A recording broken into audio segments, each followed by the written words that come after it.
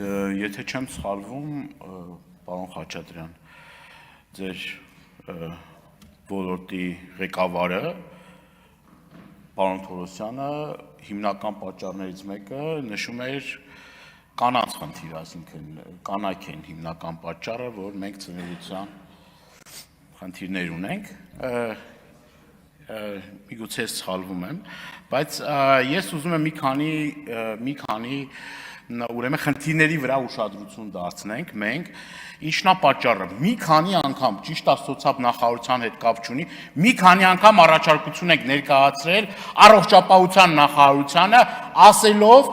որ պետք է այն ընտանիքները, որոնք խնդիր ունեն երեխա ունենալու, պետությունը պետք է հոգա այդ ծախսերը։ Ասել են լավ բան եք ասում, ճիշտ բան եք ասում եւ այլ, բայց այդ ուղղությամբ քայլեր չեն ձեռնարկվում։ Հիմա ինչքան ընտանիքներ կան, որ ուզում են երեխա ունենան, չեն կարում, ոչ ֆինանսը չի ներում։ Արհեստական բեղմնավորման մասին է։ Պետությունը պետք է սա ձրի սարքի, ձրի։ Երեխաների վրա, ծնելիության վրա, մենք առհասարակ պետք է փող չխնայենք։ Փող չպետք է խնայենք դրա վրա։